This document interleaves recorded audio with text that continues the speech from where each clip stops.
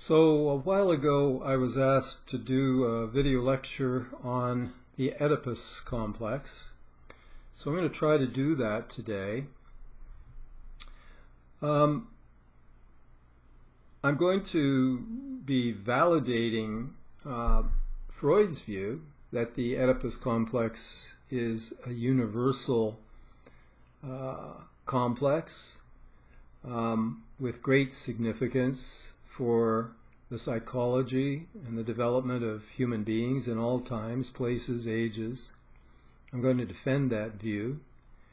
But I'm going to mainly be speaking about the Oedipus in a very broad sense, because more detailed versions of the Oedipus complex, which spell out its implications for sexual object choice and for gender identity, are not only very complex but also very controversial. I think we really do not understand very much about the development of heterosexuality, let alone the development of homosexuality or bisexuality or other orientations. I think we've pretended to knowledge on that detailed level, which we don't really possess. But in a very broad and general sense, I think that the Oedipus is a universal trauma that all human beings undergo, and that they defend themselves against the pain of this in very different ways. And a person's way of living his or her Oedipus complex, of dealing with it, of suffering it, of attempting to transcend it, all of this is central to the formation of character and personality. So I think Freud had his finger on something very important and quite universal here. It's absurd to engage in the kind of psychological reductionism that says, of course, Freud himself had an intense Oedipus complex, old father, young mother. This is a form of reductionism. I mean, the facts of his biography certainly did give him an intense Oedipus complex, which enabled him to discover the Oedipus complex and realize that it wasn't just a problem of his, but a problem of every human being. So that psychological reductionism does not, in my view, invalidate Freud's claim that the Oedipus is universal and important in human development. Certainly sociological reductionists who try to reduce Freud's theories in this area, his theories of sexuality in general, to being a product of a Victorian kind of era, again, really avoid the recognition of the fundamental importance and universality of what Freud has to say in this area. On the other hand, Freudian theory did a very one-sided reading of the Oedipus myth. Mark Kanzer, I believe, was one of the first to elaborate on this one-sidedness. In the actual myth, it is the parents who initiate the hostility, not the child. Laius hears the prophecy told by Tiresias that his son will slay him and take his wife, the boy's mother, as his wife. And together, Laius and Jocasta try to prevent this from coming true by piercing the boy's ankles and leaving him out in the woods to die. Of course, he's picked up by a woodcutter who takes him to another land where he's adopted by the king and queen of Thebes, and he grows up thinking he's their son, and so when he hears the prophecy, he leaves Thebes in order to not have it fulfilled. And on the road, he meets an arrogant man who tries to drive him off the road, and they fight, and he slays that man, who turns out to be his father. And then he enters the city, and he successfully solves the riddle, and they make him king, and with the throne comes this woman, Yocasta, and now he's sleeping with his mother, and she sort of begins to suspect this, and when she realizes it's true, she hangs herself. When he realizes it's true, he puts out his eyes. The prototype of castration. The Freudians put the blame on the child. The child's incestuous and aggressive longings are identified as central, not the stimulation of that aggression and that sexuality by the parents. A lot of boys have very castrating fathers who out of their own Oedipal jealousy in the triangle, father, child, mother, or wife, they're jealous of their sons. They're jealous of the love and the attention that is being displayed towards the son. They resent the time and the attention diverted from themselves towards this little male rival, or female rival, for that matter, and they're hostile. And the Oedipal hostility may well be initiated and grounded in that, but I would argue that Freud is still right that even with the least castrating father in the world, the little boy will feel rivalry towards the father. The father will feel rivalry with the little boy too, of course, but if the father is relatively sane, he will smile at that, and he will handle that lovingly and appropriately. He won't traumatize his son.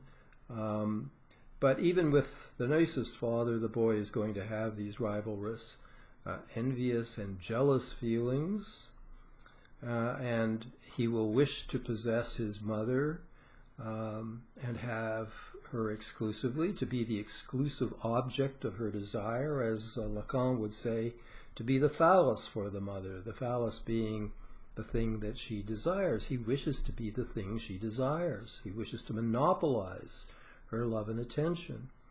And of course, as time goes on, this wish to monopolize love and attention becomes much more overtly sexual. He is interested in her body, the way she looks, the way she smells, the way she dresses, and he inquires into all of this, and this desire to be central takes on a quality of lust as well. There's no denying that. But on the other hand, another criticism of the Freudians is that they tended to reverse this. They made raw sexuality the core, and these broader feelings of desire to be central, they made that secondary, or as a kind of somewhat of a sublimation of the raw lust, which they saw as the center of the Oedipus. I'm going to go on in a way quite compatible with Lacanian theory, I think, which argues the reverse, that the central Oedipal desire is the desire to be at the center, to monopolize love and attention, and secondarily, it can become sexualized. It usually does become sexualized, but at its core is narcissism. Narcissism, in this view, is not a transformation of Oedipal problems. Oedipal problems are manifestations of narcissism, narcissism being the desire to be the center. And therefore the Oedipal trauma that we all suffer is the recognition that we cannot be central, that we are not central. Oh, we can be central for moments here and there at times, but the project of being absolutely central, which in a sense you could call the project of being God, is impossible. And we all learn this. And if we refuse to learn this, we have serious pathology, pathology of denial, pathology of omnipotence. We have a severe narcissistic problem if we fail to get over to some extent, no one gets over it entirely, but unless we to some extent get over our narcissism by realizing that in many situations in life we are far from the center and cannot really hold that central position.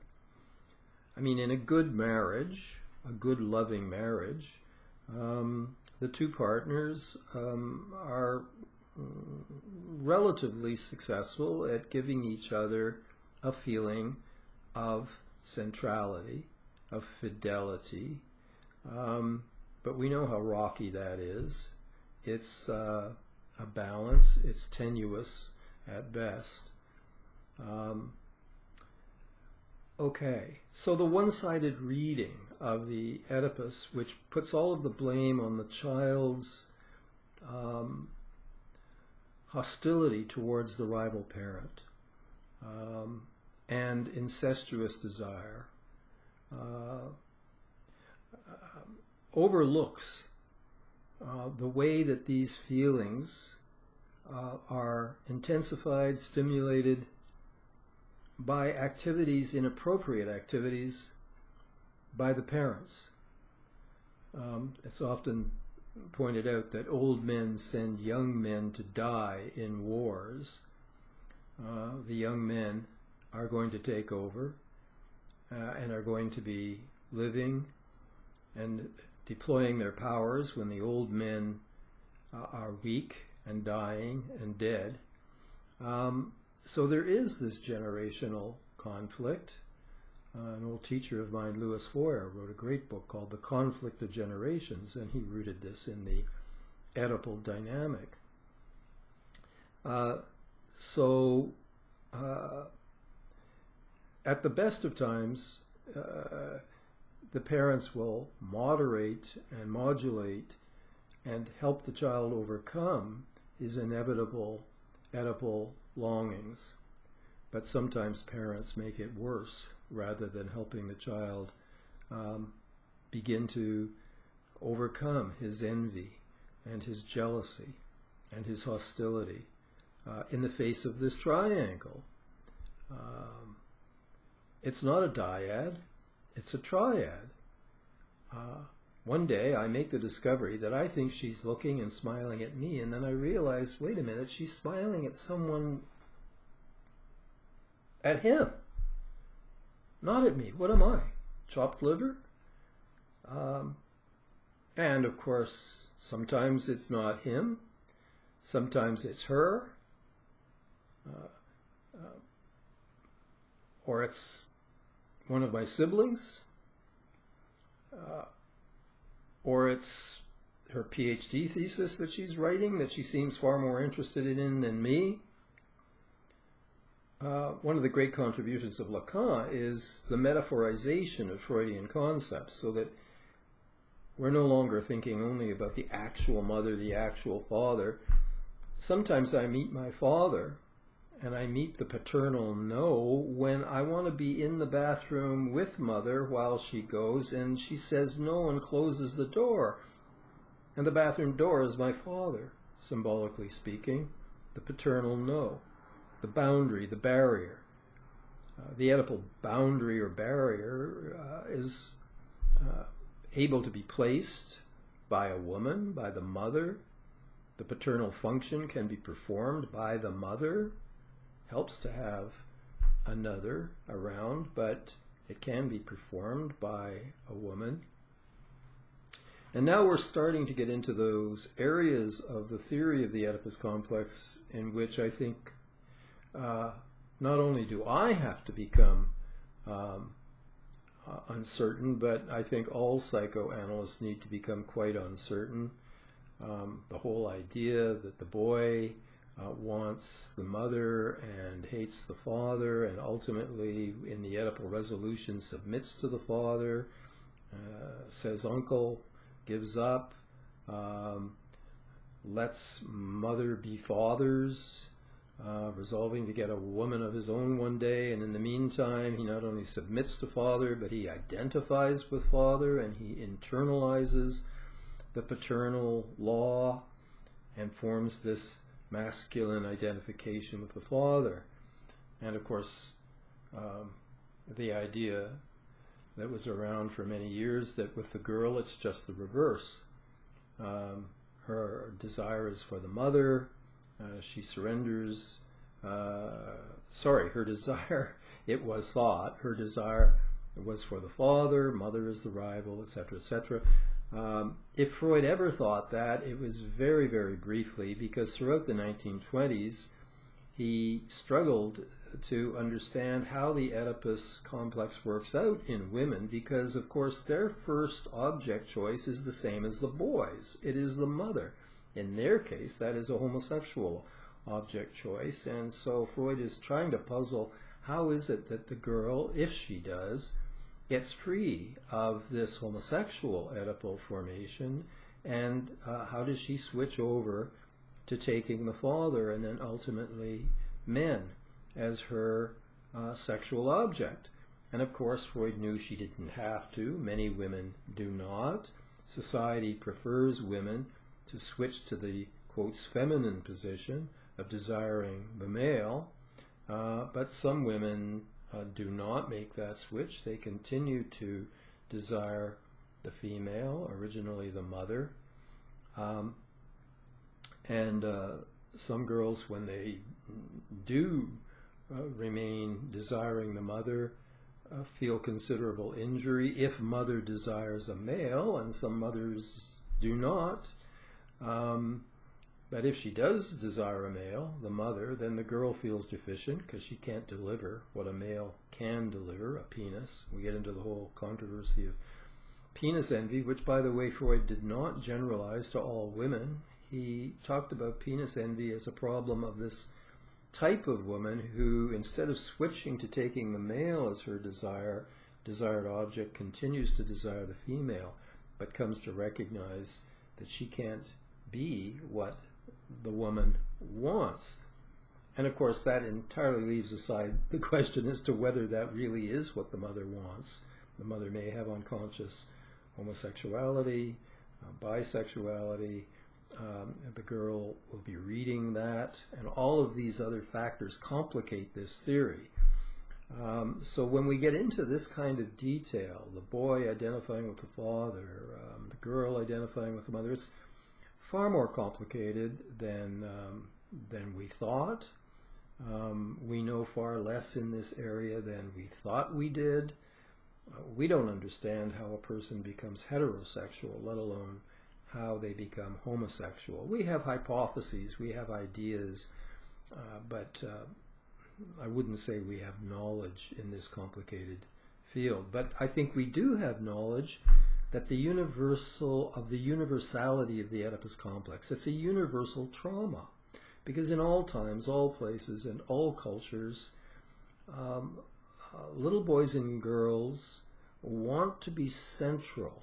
They want to be the center, originally, of their mothers, or the mothering one, the primary carer, which could be a man, could be father, could be another man. Most usually it's the mother. But there is a universal desire to monopolize the love and attention of the primary carer, and to feel rivalrous, jealous, competitive, and aggressive towards rivals, whoever the rivals happen to be. Now, Malinowski, the anthropologist, got trapped in the Trobriand Islands with the outbreak of the First War and made a study of Trobriand culture, which is matrilocal and matrilineal, not matriarchal. Matrilineal, lineage is traced through the mother. Matrilocal, when you marry, you go to live in your wife's village, where you are merely a husband who sleeps with her, but the big man in her life is her brother, the mother's brother. For the little boy or the little girl, the maternal uncle is the real rival with the child for mother's love. And little boys in that culture are hostile not so much towards their fathers who sleep with their mother as to their uncles who raise them and have responsibility and authority over them. So a bunch of Marxists jumped on this and said, you see, Freud was wrong. It's not about sex. It's about power and authority. And Parsons, Talcott Parsons' daughter, an anthropologist, went back, looked through Malinowski's data, and discovered that Trobriand culture is filled with brother-sister incest themes, jokes, etc. Because the culture makes the brother-sister relationship crucial. And so essentially what Parsons is saying is that the Freudians are not literally correct, but the Marxists are certainly not correct in their idea that it's all about authority and power. It is a jealousy complex. It's a triangle. And the jealousy in our culture generally goes towards one of the parents. In Trobriand culture, it goes to the maternal uncle, but it's still a triangle, and it's still a jealousy rivalry complex, and it's still a traumatic insult to our narcissism. Freud, unfortunately, instinctualized the conflict, saw it as arising from the libidinal drive or sexual instinct, which for Freud bubbled up from the body, and in that sense he biologizes it. I think Lacan helps us understand that it is rooted in narcissism. That it is rooted in this desire to be central. It becomes sexualized. We are animals, we have bodies, we have sensuality. The little boy's desire to be the center for mother and his idealization of her takes on a sexual dimension. Her looks, her smells, her clothing. Lust comes in, but it doesn't arise fundamentally from lust. The lust, I think, is inevitable. It's an inevitable component of Oedipal desire. But the real core of Oedipal desire is my narcissistic desire to be number one for the primary carer. And of course, the primary carer need not be a woman. It can be a man, could be father, so things get very complex in that way. But the existence of this triangle and the existence of this narcissistic trauma of discovering that I think she's looking at me and smiling at me, and then I realize, wait a minute, she's looking over my shoulder at him or her or one of my siblings. What am I, chopped liver? I want to monopolize that look and that attention, and I can't. And that's a castration, not a literal, but symbolically, that's a castration.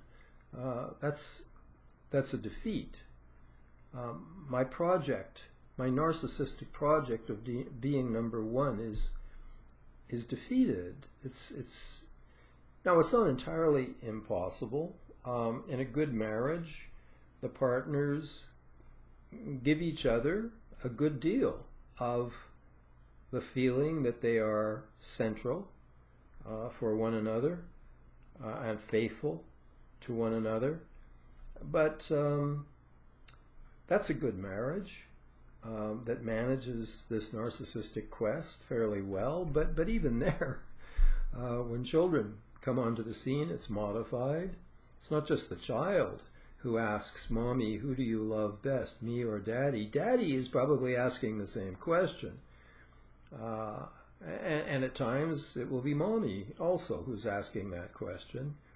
The triangle is this very unstable social form giving rise to feelings of jealousy and envy, inevitably.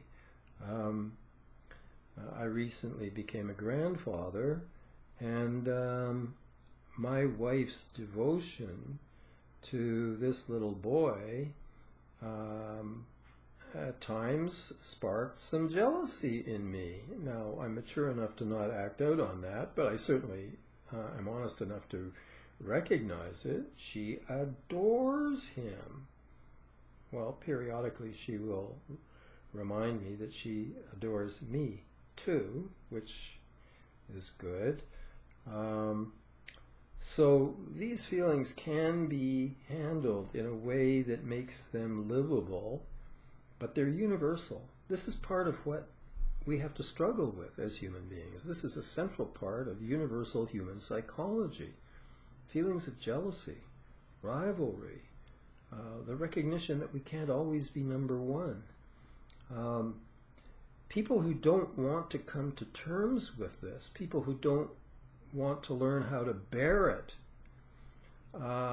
people who go on fighting it, are suffering from narcissistic personality disorder. I mean, that is what narcissistic disorders are about.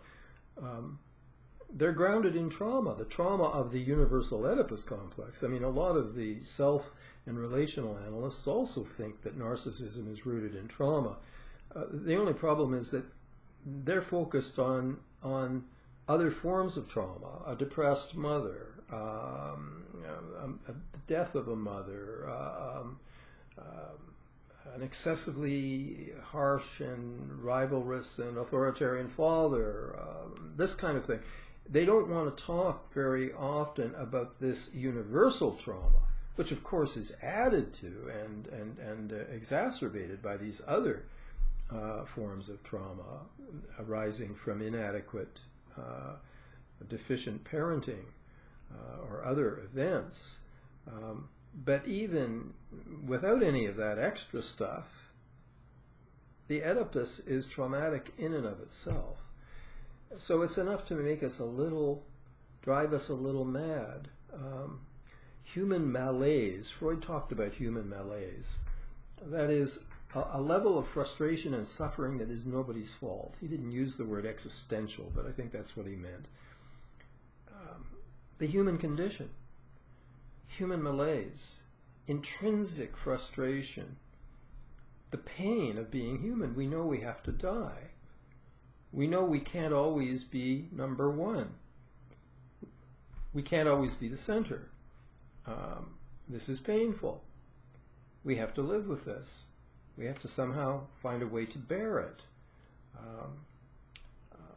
The trouble with a lot of self and relational theory is that it avoids this existential dimension of narcissistic suffering, and it focuses on other sources of narcissistic suffering, which are important, but the universal must be recalled. Now here, the great Erich Fromm, who is one of my heroes and to whom in a way I owe my career as a psychoanalyst, I read Beyond the Chains of Illusion, my encounter with Marx and Freud, which was in a little paperback I found on my father's bedside table. My father was a frustrated intellectual and was always reading late into the night, and I wanted to be able to connect with him, so I tried to read a lot of the books he was reading, many of which I couldn't make any sense of at all, but when he was reading Freud, I could make sense of that. And I read Fromm, and Fromm pretty much defined my ambition and my career, really, as a sociologist who was also a psychoanalyst. So I'm very admiring of Erich Fromm in many ways, but I'm also critical, and one of my criticisms of Fromm is his sociological relativization of the Oedipus complex. He rejects its universality. He sees it as particularly formed by patriarchal culture and by the conflictual relationship between fathers and sons under patriarchy. I think he's quite wrong about this. I'm sure that patriarchal culture makes it worse in many ways, but all cultures will have a core Oedipal complex and Oedipal trauma that have to be coped with. Fromm was something of an existentialist, but here his existentialism gave way to sociological relativism. Okay. We need to distinguish the Oedipus complex in PS from the Oedipus complex in D. Just as in my lectures on God and spirituality and mysticism, I'm distinguishing between religion, PS religion, and D religion. Symington calls this primitive religion, PS religion, versus D, or what he calls mature religion. Same thing applies to spirituality. Primitive spirituality, PS, mature spirituality, D. Or mysticism. So we need to see everything in terms of these categories, even on the socio-political dimension. A society organized along paranoid schizoid lines to any great extent is a failed democracy, or democracy has not arisen in that culture. Democracy becomes possible when a society is operating more on the level of D, and so regressions occur, and what once was a democratic society has regressed into a non-democratic form, which sadly is what we see in the United States of America these days. A once democratic society is now a failed democracy, bought and paid for politicians by Wall Street. Okay, so we make this distinction between PS and D all over the place, and so we must do so vis-a-vis the Oedipus complex. There is a triangular formation in the paranoid schizoid position, but in that position splitting predominates. There's no ambivalence, and so the triangle is the child and an all-good object and an all-bad object. If the mother is the all-good object desired by the little boy, then father is the all-bad rival. There's no ambivalence towards the rival. He is simply hated. Mother is simply loved, father is simply hated.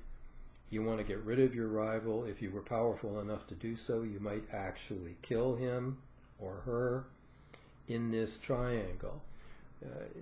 Beginning therapists who are not theoretically sophisticated quickly see triangular material in their patient's discourse, and they might think, oh, this is Oedipal. No. Or it's often merely the PS form of the Oedipus complex. What Freud had in mind was the Oedipus complex in the depressive position, which is a different kettle of fish. We have the triangle, and we have the all-good mother, but even she is not all good all of the time, because now the child has achieved ambivalence, and he sees that he's got one mother who sometimes he loves and sometimes he's angry at because she frustrates him and because he can't monopolize her love and attention. And then there's this rival father from the little boy's point of view, and he's ambivalent towards him. Yes, he blocks my project of having mother all to myself, but he also frees me from my engulfment with and by this mother. He takes me out to the outside world. He teaches me to ride a bike. And so, yeah, he's a pain, but he's also a nice guy. And now I'm a neurotic, full of ambivalence towards him, loving and hating him at the same time, and feeling guilty for hating someone I love. And okay, so I've reached the neurotic level. I'm in the depressive position, and the Oedipus complex is more complex because it involves ambivalence. In the paranoid schizoid position, there's no ambivalence. There is a triangle, but a pre-ambivalent triangle. It's very important clinically to distinguish these two different triangular formations.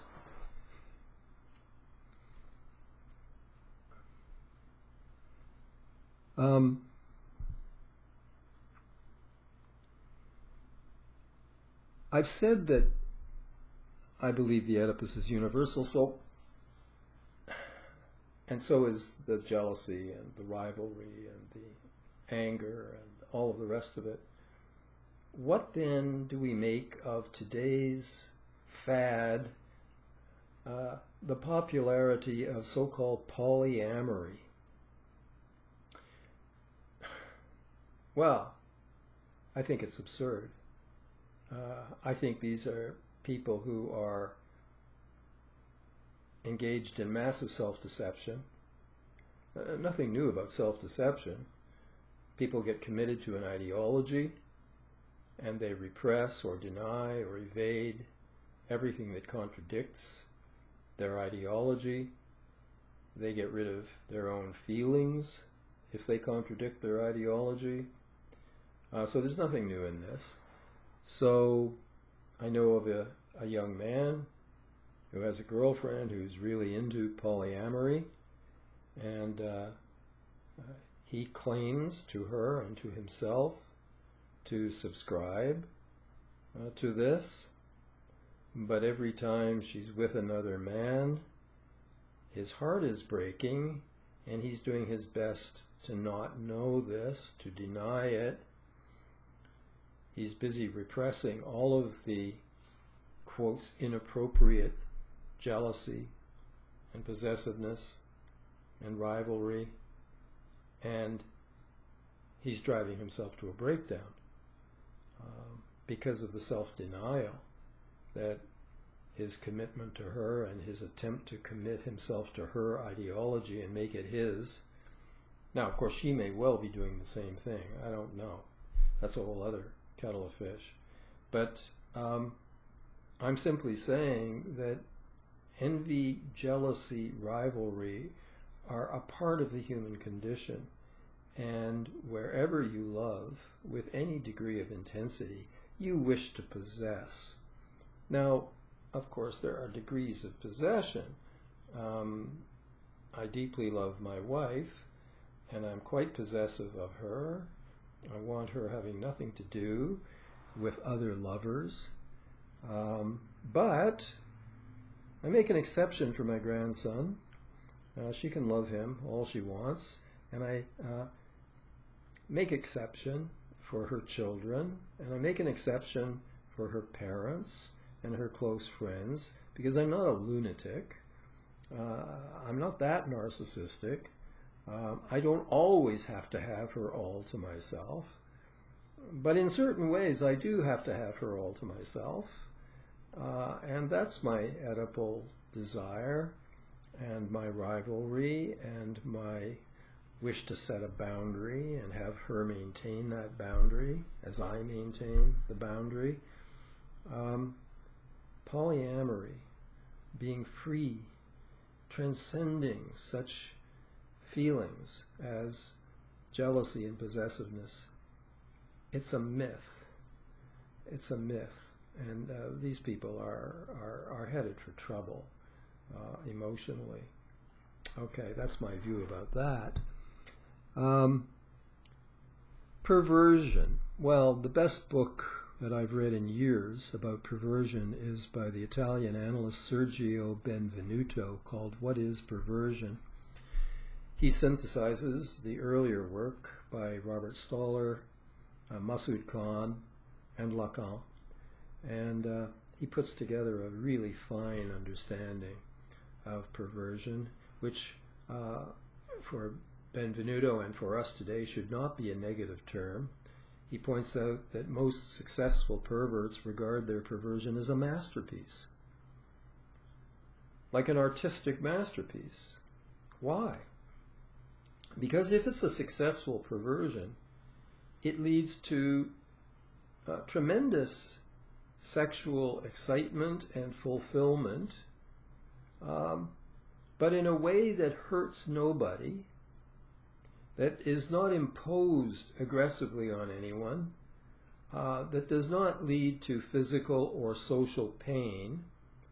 That is, it's a perversion that has been sublimated to a considerable extent, while at the same time still containing some of the raw intensity and risk and danger, and therefore excitement to make it sexually fulfilling. I recall Robert Stoller coming to Toronto in the mid-70s, and the first time he was talking about his book on perversion, Perversion, the Erotic Form of Hatred. Still, I would say, one of the best books on perversion that you can find anywhere. Perversion, the Erotic Form of Hatred. We all seemed quite willing to accept his ideas about perversion, the hostility intrinsic to perversion, but we were dismayed, many of us, when a year or two later he brought out his book called Sexual Excitement, and he came back and argued that hostility and aggression are not simply central to perversion, but they're central to any kind of sexual excitement, and that sex without aggression and hostility, and sex without risk and danger, is boring. It's like a long drink of water. It's not worth having.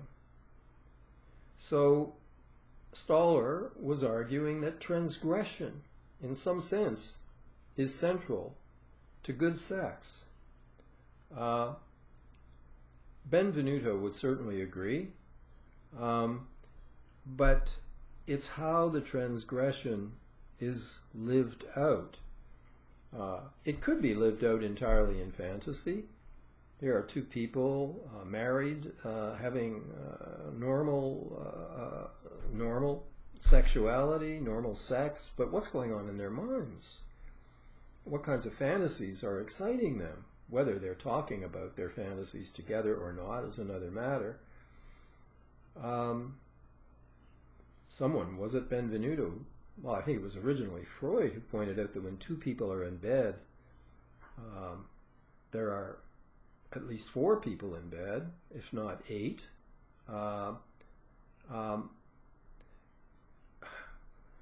In our minds, we're always being watched.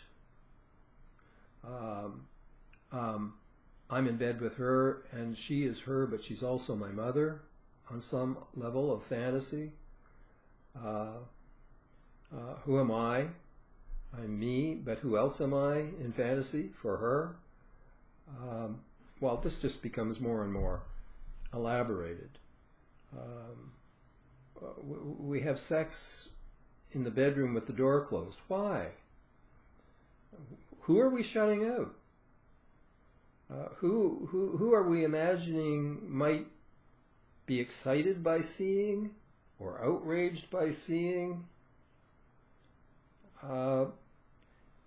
When you include conscious and unconscious fantasy, human sexuality is incredibly complex. What is perversion? Basically, it has to do with the Oedipus Complex. It's a way of trying to survive and manage the pain of my failure to be the center for the desired object. I'm dealing with Oedipal pain. I'm dealing with feelings of exclusion, jealousy, rivalry, rage, stimulated lust. How do I cope with this? Well, people cope with it in very different ways. Some of the ways that people cope with the Oedipal trauma and pain is by forming a perversion, which is, for some, a successful quasi-artistic masterpiece. It's a way of organizing their sex life. First of all, if they're lucky, they will find an accomplice, a willing accomplice, who will enter the drama and enjoy it and facilitate it and be a part of it. That's a good marriage, where the perverse elements in him meet similarly perverse or complementary perverse responses and interests in her, and they become each other's accomplices in working out a drama which is exciting and fulfilling for both of them and doesn't get them into trouble. Okay.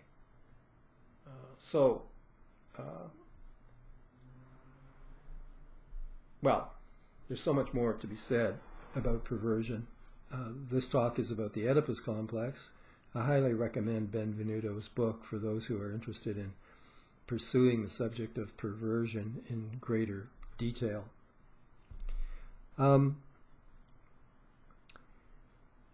Well, the idea of the resolution of the Oedipus Complex, Freud and the Freudians tended to think of it, I'm going to speak of it from the boy's point of view, as basically saying uncle and giving up in the face of the guilt I feel towards father, who in the depressive position I love as well as hate, in the face of my fear of his retaliation, my castration anxiety, I throw in the towel, I say uncle, I give up, I let him have her.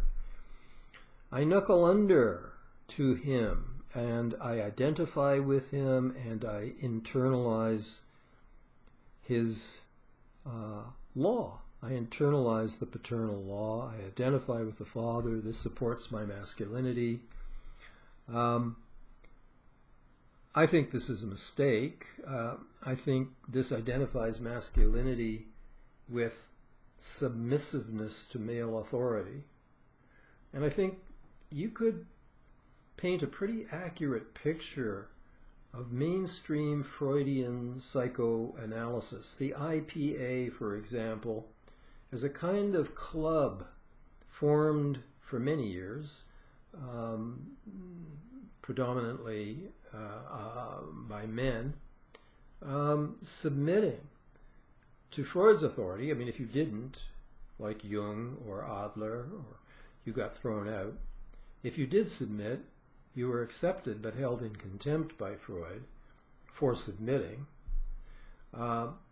Generations of Freudian men submitted to the paternal law, and by accepting this kind of castration and submission to authority, they were admitted to the club, and if they played their cards right, they maybe eventually got to play the father, having submitted to him for enough decades.